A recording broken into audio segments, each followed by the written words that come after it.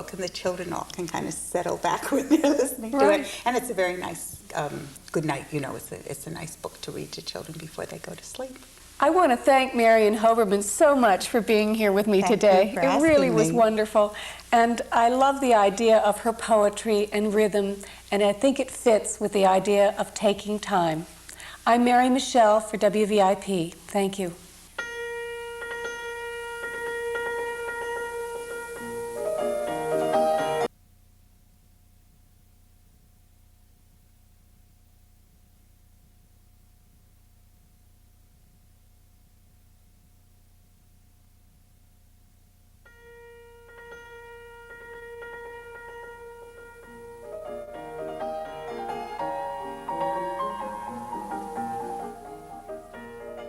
This is Mary Michelle for WVIP, and this is Taking Time. I'm here today with Bonnie Wilder. She is the director of the Little Farm Montessori Nursery School. I want to welcome you here with me today, Bonnie. And I wanted to ask you, how did you start the Montessori school? And also, I believe you were a painter. Did you go directly from painting to the school, or? Well, both, I guess, had the same beginning, because when I was very young I was very full of questions about life, and I ended up being a textile designer. But then when I had my child, I became very interested in education, and through art I can take time to explore questions about life.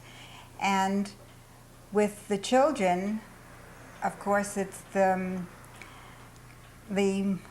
most wonderful question of the unfolding of human intelligence that one is in front of. Right. And what is it that you search for when you did paint? Was the searching for in the painting lead into the searching in working with the child? Do you do a lot of painting with the children here? Yes, we do a lot of artwork, but in a way you could say that when I do painting, it's separate. It's very much my very own sort of search to remember the invisible in life, because in trying to paint from a different point of view what one sees, actually one starts to question, you know, what are the invisible forces that make the visible.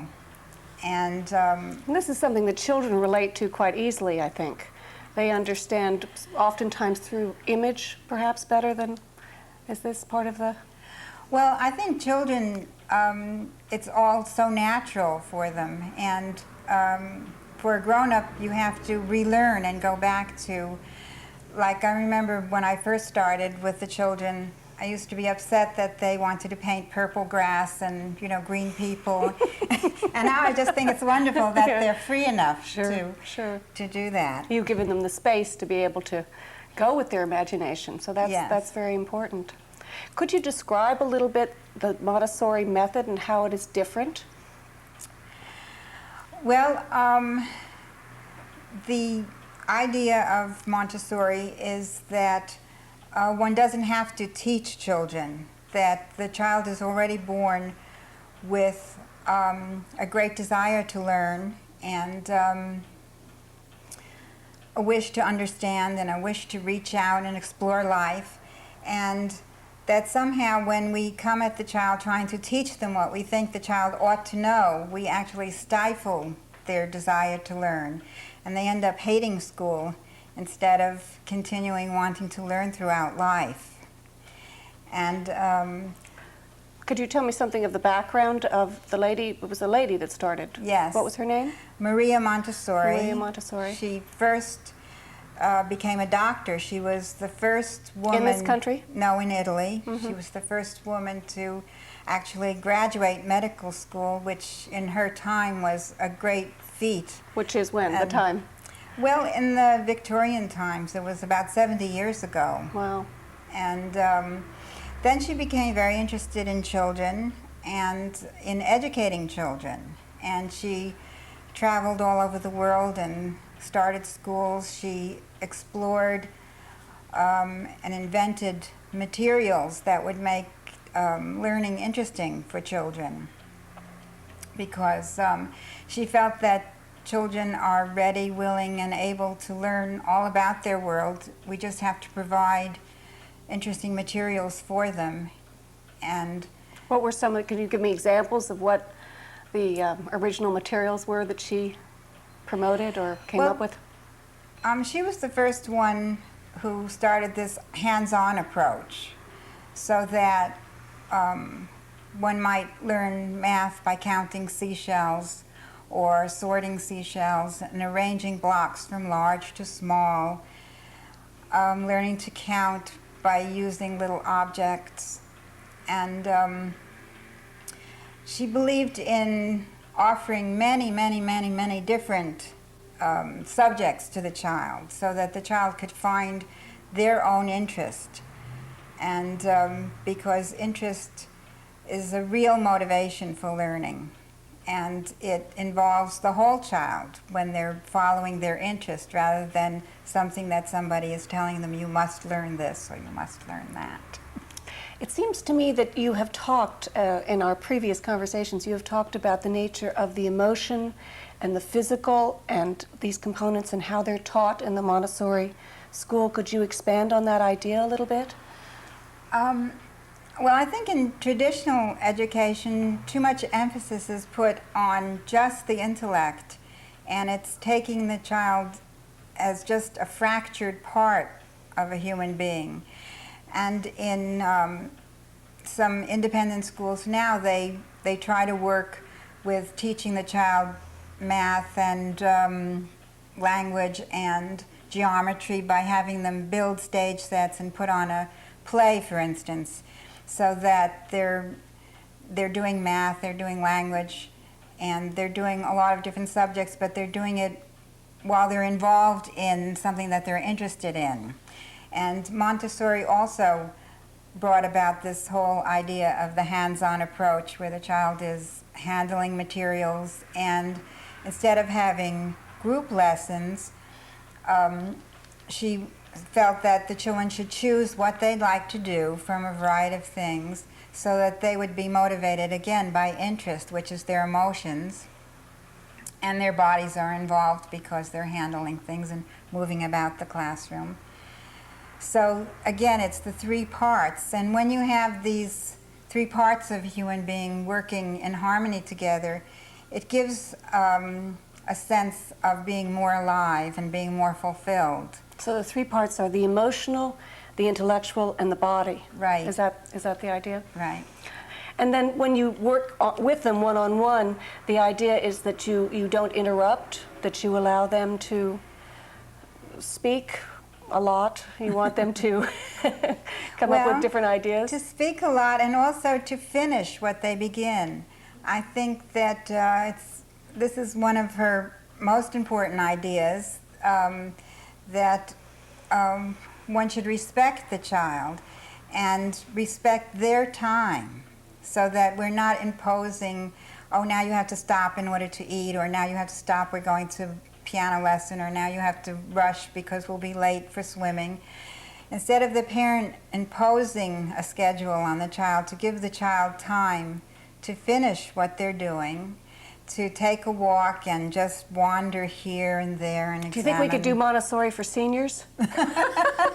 Taking time for everybody, I think that's important. Yeah. You have a wonderful little puppeteer place, or a game, or theater. Could you explain that a little bit, or what you do with it? The idea of puppet shows and drama, I think, are very important, because children learn a lot through their imagination, through imaginative play, as well as the imitative play that Montessori materials train a child to function in ordinary life, being able to pour and spoon and play bank and so on. But the imaginative play helps the child to understand about the magic in life, and also the feelings and of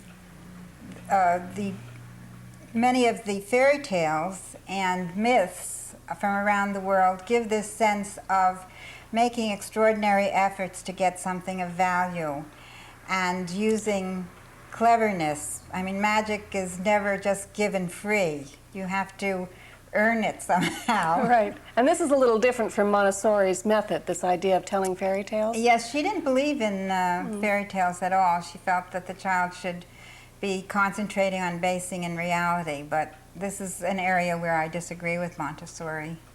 Well, that's good. I think the whole nature, as my understanding, is she was someone that would have encouraged that, perhaps, at least to have a little, to show that people had their own imagination, their own way of doing things. So I don't see that as necessarily being incompatible. Well, it also is a great aid in developing creative intelligence. I noticed that you this is also your home and there's a kitchen and so on. Did the children also learn to cook? Oh, we do baking and a lot of art projects and interacting with the farm animals, making maple syrup and picking raspberries and so on. Okay. And the idea of having it in your home, also Montessori felt that a home environment was a better environment to learn in than something that was very cold and institutional. This is Mary Michelle. We're going to take a little break, and when we come back, we'll talk more about the Little Farm Nursery School here with Bonnie Wilder.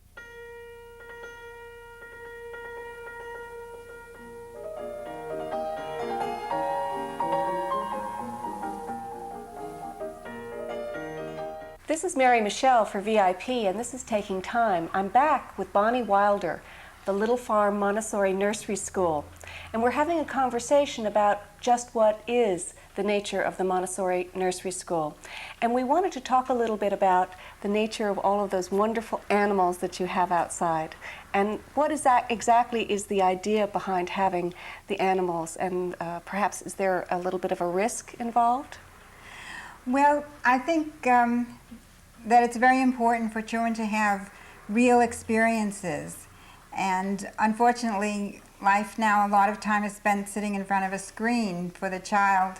And the young child really learns through interacting with real life. And of course, it evokes an emotion in a child and brings them very much to life when they're in front of an animal. They're a little afraid maybe that the animal might yell at them or bump them or bite them even, or they might just feel delight at seeing this living thing and feeling. So it shows them really that that's what life is about sometimes, that you kind of have to take these little risks, at the same time be very careful. I mean, at the same time, if you see a child's face when they hold a little chick for the first time and they feel a vibration of life in that, that's like such an important experience, I think, especially when one is young, to have these impressions. And what is the wonderful bird out there? You have some kind of an exotic-looking bird. A very strange bird. It's a guinea hen. Uh-huh. Does it have a name? Not really. We just call it that funny bird. Okay. And what are some of the other animals? Well, we have one hen. We're planning to get a rooster again and some more hens. And we have goats and... Different kinds of goats. Yes, a pygmy goat, an aunt, a mommy, and a little girl named Emma Whiteboots. Oh, perfect. She was named after one of the children, as a matter of fact, because kids are right, so much alike. Right, exactly. And then there's a horse, right? Yes, we have a pony whose name is Mary because she's the color of a merry-go-round pony. In the summertime, anyway. In the winter, she's covered with heavy fur. And a dog, of course. Yes. What's his name? Duffy. Duffy. Yes. There's also a garden. Do the children ever do gardening? Well, when we had a summer program, we used to do a garden for the children. Now we do a lot of nature study, and we do planting beans and matching leaves, and we do some gardening. Your husband built a wonderful elephant. Could you tell me a little bit about the elephant and what the children do with it? Yes, it it has nothing to do with politics that we have two elephants on the property. The elephant is the symbol of Somers. Oh. And my husband and I just like elephants. So my husband built a playhouse in the shape of an elephant, and then I painted an elephant with wings on one of the animal sheds. And unfortunately, sometimes the children see this picture of the elephant and they think there should be a real elephant inside, so they're a little disappointed at that. Oh, well, they can climb around inside of it and play in it. It's almost like a little house, isn't it? Yes. Yeah, it's great. There is also this rather unusual structure out there, this hexagram, or this, is it a play? Something a play? Climbing dome. Mm-hmm. Yes. That's a wonderful, reminds me a bit of a Bertrand Russell kind of thing, or some far out idea. Is that an old? Well, it's very sturdy, and the children like to climb on it. And of course, climbing and running and is all part of. Also, Montessori has exercises called grace and courtesy, which is something missing from life today. But it's really to show children a way to get along with others rather than pushing somebody out of the way. You can speak to them. So is this a little, how does this manifest as a game? Well, she was the first one to bring a balance beam into the classroom so that the child could really use their body when they felt like it, not just have to sit in a chair.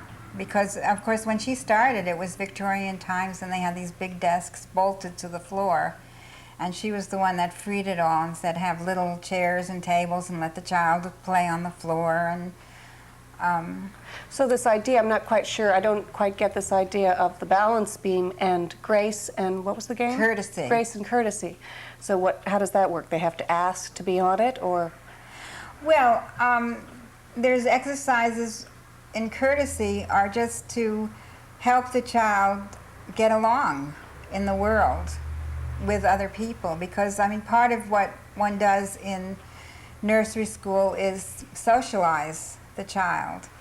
So you have this very essential self-centered little being which you want to retain also. I mean, some of this inner strength and belief in themselves and self-esteem, but you also want to help them get along with other people, and that's part of being in a social group. And one of the things I said at the beginning that one of the ideas of education is to nourish intelligence and caring in the child, that this is what human beings are about, or the best that one can find in a human being. And caring is being able to get along in a social situation, which a child already has in them, the wish to be accepted by the group and to have people be friendly toward them. They just have to understand what their limits are. And so one has to give them this in a firm, cheerful way. Well, understandably. Is there a memorization process in this form of education? Do they learn poetry? We do poetry because that's really part of learning to love language. And instead of teaching reading and writing as sort of a separate skill, we take this whole idea of language as part of human intelligence and try to foster this love of language. And of course, learning poetry is part of that. There is a particular poem you wanted to read. It's an Eskimo? Yes, it's an old Eskimo song, and it's one of my favorites. And it starts out about, I think over my small adventures and my fears and those small things that seemed so big and all the vital things I had to get and to reach. And yet there's only one great thing, the only thing, to live, to see the great day that dawns, and the light that fills the world. And so many of your paintings are about that kind of inspiration, aren't they? Yes, I try to explore this idea of light, because of course light itself is invisible, but without that light or the energy from the sun, we couldn't exist. But of course we know it only as it is reflected off other things and what we intuit and sense. Now, are there any political or religious feelings that go into the education that you give at Montessori? No, I feel that basic